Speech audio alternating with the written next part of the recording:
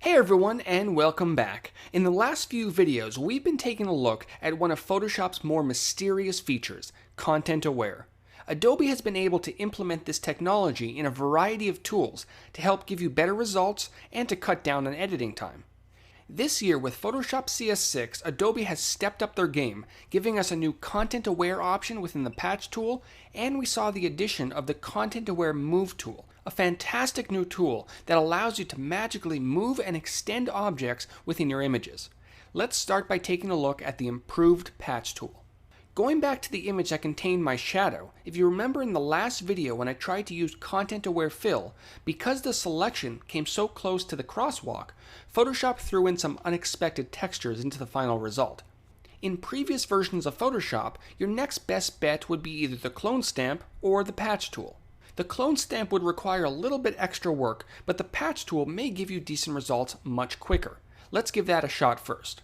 When you select your Patch tool from the tools bar on the left, just like many of your other tools, there are options available to you on the options bar, including which patching method you want to use, normal or Content Aware. Let's give normal a shot first. If you've never used the Patch tool before, the selection method works just like your standard lasso tool, where you can trace around your subject in a freehand fashion. Now, once a selection has been made, you want to drag that selection to an area that you'd like to sample.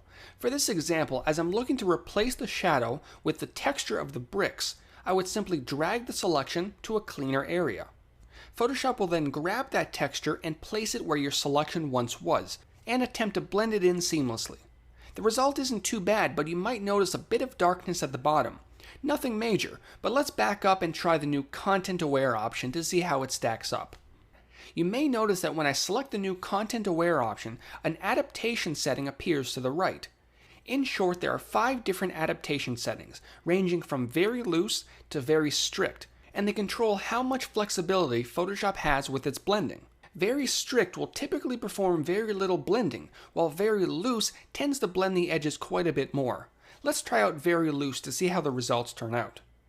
Just like before, I can drag my selection to a clean area of the photo, and Photoshop will perform the edit. And that looks like it did a pretty decent job. Of course, when working with the Content Aware Patch tool, if the result didn't turn out that great, try out a different adaptation setting. They may provide better results. Let's look at one more example of the Patch tool with Content Aware. In this photo taken at Disney, I'm quite happy with the overall photo, except the bottom right corner. A bunch of trees and some leaves have ruined my photo. Let's first try out Content Aware Fill. I'm going to grab my standard lasso tool and draw a quick selection around the cluster that I don't want. Once I have my selection made, Shift Delete or Shift Backspace to bring up the Fill dialog box. Here we want to make sure to select Content Aware from the dropdown. When we press OK, Photoshop will start to analyze the information around the selection and do its best to create an acceptable result. Now, while it works well in some cases, in this case, because our selection is so close to the castle, our result isn't exactly what we were expecting. Let's switch back over to the Patch tool with Content Aware enabled. Now, instead of Photoshop deciding what will be sampled, we get to boss Photoshop around a little bit. I can simply drag my selection to the area that I want Photoshop to sample, and once it's complete, you're going to notice the result is near perfect. Let's move on to the Content Aware Move tool, which allows you to move and extend objects in your photo. This new tool can be found with the other healing tools in the tools bar. Let me show you what it can do. The first option that this tool includes is Move. I'm sure you can guess what this does, but to demonstrate it, let's take a look at this image of kangaroos. The kangaroo on the bottom of this image looks way too lonely over there by himself. Let's move him closer to his friends at the top.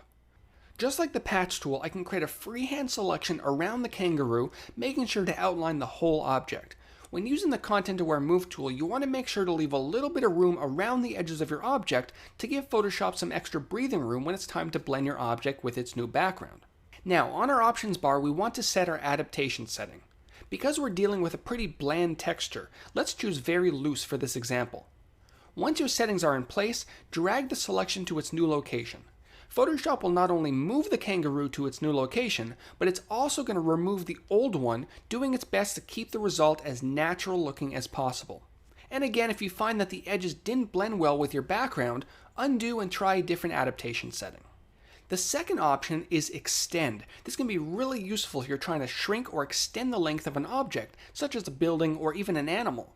In this image of a lion, let's say I wanted to increase the size of this guy. With the Content Aware Move tool, I'm able to draw out a selection around the area that I want to extend.